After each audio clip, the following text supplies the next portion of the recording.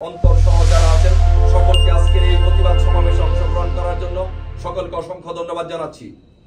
আজকে আমরা বাংলাদেশে যেটি দেখেছি, যুগান্তরে একটি রিপোর্ট হয়েছে যে 24 ঘন্টায় বাংলাদেশে 100-র উপরে বেশি ধর্ষণ হয়েছে।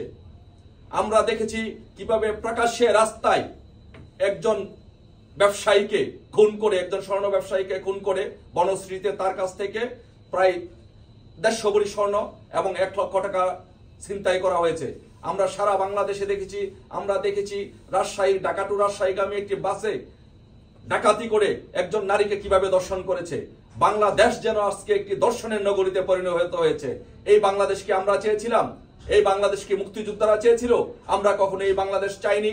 আমরা কখনো মুক্তিযুদ্ধের আদর্শে যারা বিশ্বাস করি, বাংলাদেশকে যারা বিশ্বাস করি, আমরা কখনো এই বাংলাদেশ চাইনি। কিন্তু আজকে আমরা কি দেখেছি, এই দখলদার ইউনূস বাহিনী মার্কিন যুক্তরাষ্ট্রের 29 মিলিয়ন ডলার নিয়ে এবং বিভিন্ন গোয়েন্দা সংস্থার কাছ থেকে বিভিন্ন দেশের প্ররোচনায় বাংলাদেশে টাকার বিনিময়ে একটি নির্বাচিত সাংবিধানিক সরকারকে উৎখাত করে বাংলাদেশে যে হত্যা, সন্ত্রাস, ধর্ষণ এবং গুমের রাজনীতি করছে, সেই রাজনীতি বাংলাদেশে বেশি দিন চলবে না। আমি অসংখ্য ধন্যবাদ জানাই জগন্নাথ বিশ্ববিদ্যালয়ের সাবেক ছাত্রলীগ নেতৃবৃন্দদেরকে। আপনারা যেভাবে এই যুক্তরাজ্যের মাটিতে আপনারা জেগে উঠেছেন, আপনারা ঢাকার রাজপথেও আপনারা জেগে উঠেছেন।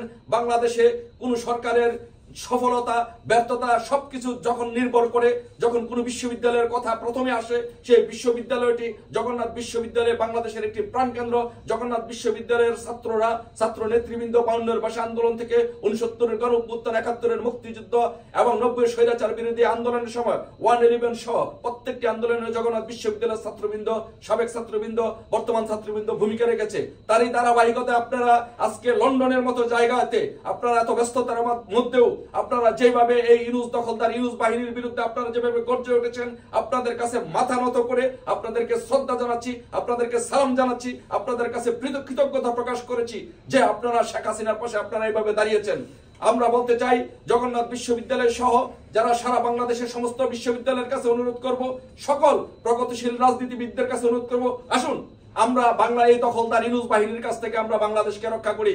আমাদের বাংলাদেশকে আমাদের বাঁচাতে হবে, আমাদেরকে গর্জে উঠতে হবে। আমি প্রথমেই বলেছি যে অশুভের কাছে নকাবু নত নাহি শির, ভয়ে কাঁপে কাপুরুষ, লড়ে যায় বীর। বাংলাদেশ ছাত্রলীগের প্রত্যেকটি নেতা কর্মী বীর।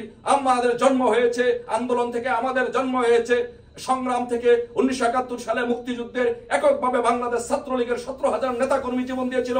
তাই আজকের এই দিনে বলতে চাই, আমরা শপথ নিতে চাই আজকের এই দিনে, আমরা যতক্ষণ পর্যন্ত এই বাংলাদেশকে রক্ষা করতে না পারবো, যতক্ষণ পর্যন্ত শেখ হাসিনার নেতৃত্বে একটি অসাম্প্রদায়িক বাংলাদেশ বিনির্মাণ করতে না পারবো, ততক্ষণ পর্যন্ত আমরা বাংলাদেশে থেকে, আমরা রাজপথে থেকে ততক্ষণ পর্যন্ত আমরা আন্দোলন সংগ্রাম করে যাব।